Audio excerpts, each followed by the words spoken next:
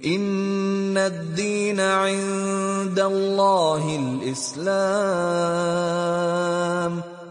عزیزان محترم، السلام علیکم ورحمۃ اللہ وبرکاتہ۔ آج ہماری گفتگو کا عنوان ہے معراج مصطفیٰ، نبوت، بندگی اور انسانیت کی معراج۔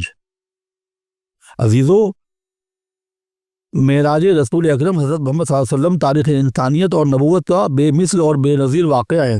اللہ رب العزت نے اپنے بندے اور آخری نبی رسول حضرت محمد صلی اللہ علیہ وسلم کو امام الانبیاء اور انسانیت نبوت کے عظیم تاج سے سرفراز فرمایا۔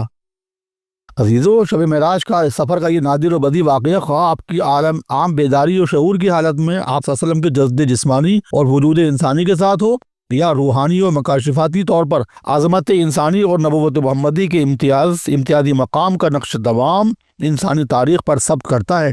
عزیزو، سورہ بنی اسرائیل اسرا اور والنجم کی آیات واقعہ معراج کی نمایاں خصوصیات کو واضح کرتی ہیں۔ فرمایا، کیا ہی شان والی ہے وہ ذات جو اپنے بندے محمد صلی اللہ علیہ وسلم کو راتوں رات مسجد حرام کعبۃ اللہ سے مسجد اقصی بیت المقدس تک لے گئی، جس کے گرد گرد ملک شام میں ہم نے برکتیں رکھی ہیں تاکہ ہم ان کو اپنے کچھ عجائبات قدرت دکھائیں۔ سورہ بنی اسرائیل سورہ اسرا آیت نمبر 1۔ پھر فرمایا سورہ نجم میں، پھر وہ فرشتہ اپنی اصل صورت پر آپ کے روبرو نمودار ہوا ایسی حالت میں کہ وہ آسمان کے بلند کنارے پر تھا۔ پھر وہ فرشتہ آپ صلی اللہ علیہ وسلم کے نزدیک آیا، پھر اور نزدیک آیا، اتنا نزدیک کہ بس 2 کمانوں کے برابر یا اس سے بھی کم فاصلہ رہ گیا۔ پھر اللہ نے اپنے بندی کی طرف وہی نازل فرمائی جو کچھ کے نازل کی گئی تھی۔ جو کچھ اس نے دیکھا اس کے دل نے اسے غلط نہ جانا، تو جو کچھ اس نے دیکھا تم کو اس پر جھگڑنے سے کیا حاصل۔ انہوں نے حضرت جبریل علیہ السلام کو ایک مرتبہ اور بھی اپنی اصل صورت میں دیکھا ہے، سدرۃ المنتہا کے پاس جہاں کانٹے دار بیری کی طرح روک لگی ہے، اس کے پاس جنت المأویٰ ہے۔ جنت کی قیام گاہیں اسی سدرۃ المنتہا کے پار لگی ہیں۔ جب سدرۃ المنتہا بیری کے درخت پر چھا جانے والی نورانی گھٹا چھائی ہوئی تھی تو آپ کی نگاہ نہ تو ہٹی اور نہ پرتے شوق میں آگے بڑھی۔ انہوں نے اپنے رب کے بڑے بڑے عجائبات دیکھے۔ سورہ النجم آیت نمبر 6 سے 18۔ عزیزو، اسرا کا مفہوم ہے رات کا سفر، نیز مسجد حرام سے مسجد اقصی تک کا سفر، اور آسمانوں میں سدرۃ المنتہا تک سفر سیاحت رسول کو معراج کہا جاتا ہے۔ عزیزو، بیشتر روایات کے مطابق 27 رجب کی شب اللہ کے حکم سے حضرت جبریل علیہ السلام کی معیت میں مسجد حرام سے مسجد اقصی آپ صلی اللہ علیہ وسلم تشریف لے گئے۔ مسجد اقصی جو بیت المقدس میں ہے، ملک شام میں واقع ہے۔ ملک شام دینی و دنیاوی دونوں ہی طرح کی برکتوں سے مالا مال ہے۔ اس مقدس سرزمین میں بکثرت انبیاء مدفون ہیں۔ یہاں نیز درخت، نہریں اور پیداوار بھی بکثرت ہے۔ عزیزو، نبوت کا 10واں سال تاریخ محمد صلی اللہ علیہ وسلم کا وہ دور ہے جب کفار و مشرکین مکہ کے ظلم و ستم اپنے شباب پر سے آپ صلی اللہ علیہ وسلم نے دعوت اسلامی کے عظیم ترین مقصد سے طائف کا سفر کیا، مگر اہل طائف کے سلوک نے آپ کو اور رنجیدہ خاطر کیا۔ پھر بھی آپ صلی اللہ علیہ وسلم نے پورے عزم اور استقلال کے ساتھ اپنے مشن کو جاری رکھا۔ نبوت 10ویں سال 27 رجب کی شب معراج کا واقعہ گویا طائف کے زخموں کو منتقل کرنے اور آپ صلی اللہ علیہ وسلم کی دلداری اور دل نوازی کے لحاظ سے بھی اہم تھا۔ عزیزو، آپ صلی اللہ علیہ وسلم واقع معراج کی شب اپنی شہزاد بہن ام ہانی کے ہاں تشریف فرماتے ہیں۔ مختصر آرام فرمانے کے بعد آپ صلی اللہ علیہ وسلم حرم تشریف لے گئے۔ آپ حتیم کے قریب آرام فرماتے، حضرت جبریل علیہ السلام تشریف لائے۔ غیبی امر کے طور پر آپ کے سینے مبارک کو شک کر کے سونے کے ٹیسٹ میں آپ صلی اللہ علیہ وسلم کے قلب مبارک کو دھویا گیا اور ایمان و حکمت سے اسے بھر دیا گیا۔ ایک سواری براق آپ صلی اللہ علیہ وسلم کے لیے لائی گئی۔ حضرت جبریل علیہ السلام آپ کو مسجد حرام کے دروازے تک لے گئے۔ براق کی اس تیز رفتار سواری کے ذریعے آپ کا سفر شروع ہوا۔ براق کی رفتار سے متعلق روایت ہے کہ اس کا ہر قدم اتنے فاصلے پر پڑتا تھا جتنی دور اس کی نگاہ جا سکتی تھی۔ آپ صلی اللہ علیہ وسلم اس سواری پر سوار ہو کر بیت المقدس یروشلم پہنچے۔ وہاں پہنچ کر آپ صلی اللہ علیہ وسلم نے 2 رکعت نماز ادا کی۔ آپ کے بیت المقدس میں آنے کے بعد بہت سے لوگ وہاں جمع ہوئے۔ اذان اور اقامت کے ساتھ صفیں درست ہوئی۔ حضرت جبریل علیہ السلام نے آپ صلی اللہ علیہ وسلم کو امامت فرمانے کے لیے آگے بڑھایا اور آپ صلی اللہ علیہ وسلم نے نماز پڑھائی۔ حضرت جبریل علیہ السلام نے فرمایا یہ تمام لوگ اللہ تعالیٰ کی طرف سے مبعوث ہوئے انبیاء کرام تھے۔ گویا یہاں سے آپ صلی اللہ علیہ وسلم کی شخصیت امام الانبیاء کے طور پر نمودار ہوئی۔ آپ صلی اللہ علیہ وسلم کی خدمت میں 2 برتن پیش کیے گئے، ایک میں شراب، دوسرے میں دودھ۔ آپ صلی اللہ علیہ وسلم نے دودھ کا برتن اٹھا کر نوش فرمایا۔ گویا یہاں سے شراب کی حرمت کا پیغام بھی امت محمدیہ کو حاصل ہوا۔ عزیزو، بیت المقدس سے پھر آپ صلی اللہ علیہ وسلم کا سفر عروج آسمانی کی طرف شروع ہوا۔ حضرت جبریل علیہ السلام کے ساتھ حضرت جبریل علیہ السلام ساتھ رہے. پھر آسمان پر پہنچ کر پہلے آسمان پر پہنچ کر حضرت آدم علیہ السلام سے سلام و پیغام ہوا. دوسرے آسمان پر حضرت یحییٰ اور حضرت عیسیٰ سے. تیسرے آسمان پر حضرت یوسف علیہ السلام سے. اور چوتھے آسمان پر حضرت ادریس علیہ السلام سے. پانچویں آسمان پر حضرت ہارون علیہ السلام سے. اور چھٹے آسمان پر حضرت موسیٰ علیہ السلام سے. اور ساتویں آسمان پر سیدنا حضرت ابراہیم خلیل اللہ علیہ السلام سے. ساتوں آسمانوں کی ان بلندیوں کو سر کرنے اور جلیل القدر انبیاء کرام سے سلام و پیغام کے بعد آپ صلی اللہ علیہ وسلم بیت المعمور سے سرفراز ہوئے اور سدرۃ المنتہا تک آپ کی رسائی ہوئی. سدرۃ المنتہا گویا ایک سرحد ہے جس کے آگے کوئی زیرو بڑھ نہیں سکتا. خود حضرت جبریل علیہ السلام بھی یہاں تک آپ کو لا کر ٹھہر گئے. تنہا وہ حق کے روبرو معراج دیکھیے، بس ایک مقام تک رہے روح الامی کے ساتھ. عزیزو اس کے آگے جو کچھ ہے، یعنی سدرۃ المنتہا کے آگے جو کچھ ہے وہ سر مخفی ہے، اسے اللہ کے سوا کوئی نہیں جانتا. تجلی الہی سدرہ بیری کے درخت پر اتری اور اس کو ڈھک لیا. آپ صلی اللہ علیہ وسلم نے بیت المعمور میں تجلی ذات کا مشاہدہ کیا. بیت المعمور وہ تجلی گاہ ربانی ہے جس کی طرف بندگان خدا کی دعاؤں اور سجدوں کا رخ ہوتا ہے. آپ صلی اللہ علیہ وسلم کو جنت اور دوزخ کی سیر بھی کرائی گئی. سدرۃ المنتہا تک تلخہ آپ صلی اللہ علیہ وسلم کی رسائی بندگی اور نبوت اور رسالت کی معراج ہے. پہلے آسمان سے ساتویں آسمان تک ان انبیاء کرام کے ساتھ آپ کی ملاقات میں بہت سی حکمتیں پنہاں ہیں.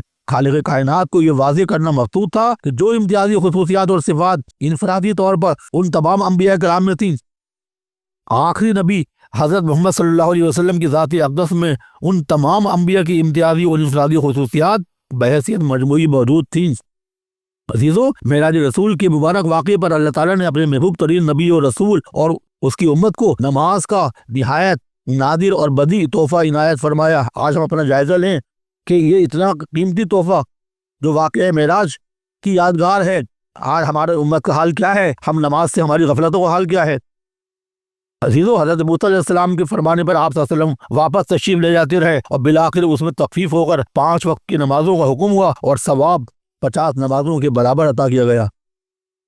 اس لیے کہ اللہ کی سنت بدلتی نہیں. اللہ تعالیٰ کا فیصلہ 50 نمازوں کا تھا تو لہٰذا 5 وقت کی نمازیں تو کر دی گئیں، لیکن ان کا اجر جو ہے وہ 50 کے برابر کر دیا. یہ بھی ہمارے لیے کتنی بڑی سوغات ہے، کتنا بڑا انعام ہے اور نوازش اللہ کی اور رحمت ہے. عزیزو آپ صلی اللہ علیہ وسلم کے سفر معراج سے متعلق مختلف روایات ہیں. حضرت ابن عباس رضی اللہ تعالیٰ عنہ سے روایت ہے کہ میرا ایمان ہے کہ نبی صلی اللہ علیہ وسلم کا سفر معراج بیداری اور جسم کے ساتھ تھا. حضرت جابر رضی اللہ تعالیٰ عنہ سے بھی سفر معراج کے متعلق یہی روایت ہے. حضرت ام ہانی سے روایت ہے کہ سحر سے کچھ پہلے جب آپ صلی اللہ علیہ وسلم نے ہم کو جگایا اور ہم فجر کی نماز ادا کر چکے تو آپ صلی اللہ علیہ وسلم نے فرمایا، اے ام ہانی، جیسا تم نے دیکھا کل عشاء کی نماز میں نے تمہارے ساتھ اسی وادی میں ادا کی. اس کے بعد میں بیت المقدس گیا، وہاں میں نے نماز ادا کی، اور اب میں نے نماز فجر تمہارے ساتھ ادا کی جیسا کہ تم دیکھ رہی ہو. میں نے آپ صلی اللہ علیہ وسلم کی ابا کو اتنا زور سے کھینچا کہ وہ میرے ہاتھ میں آ گئی، جس سے آپ صلی اللہ علیہ وسلم کا پیٹ کھل گیا. ابا کیا تھی؟ جیسے ایک توتی کپڑا ہو جو جسم کے گرد یوں ہی بس لپیٹ لیا گیا ہو. میں نے کہا، اے اللہ کے نبی صلی اللہ علیہ وسلم، آپ یہ بات لوگوں کو نہ بتائیے گا، وہ آپ صلی اللہ علیہ وسلم کو جھوٹا قرار دیں گے اور آپ کی تذلیل کریں گے. آپ صلی اللہ علیہ وسلم نے فرمایا، خدا کی قسم میں ان کو ضرور بتاؤں گا. عزیزو آپ صلی اللہ علیہ وسلم نے حرم شریف میں تشریف لا کر جب اپنے اس واقعہ معراج کا ذکر کیا تو دشمنوں نے بغلیں بجانا شروع کی.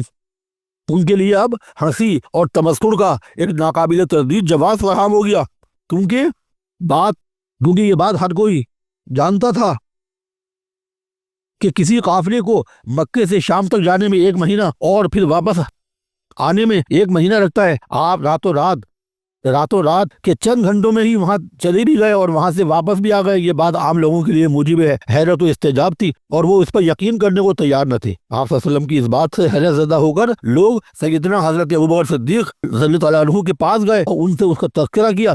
حضرت ابوبکر صدیق نے ان کی بات سن کر فرمایا، اگر وہ ایسا کہتے ہیں تو بالکل صحیح کہتے ہیں، ہم نے تو ان کی وحی کا اقرار کیا ہے، یہ تو اس کے مقابلے میں بہت کم درجے کی بات ہے. جب دن رات آسمان سے زمین پر ان کے پاس وحی آتی ہے تو یہ بھی ممکن ہو سکتا ہے. حضرت ابوبکر صدیق کے اس اقرار کے سبب آپ کو صدیق کا لقب عطا ہوا.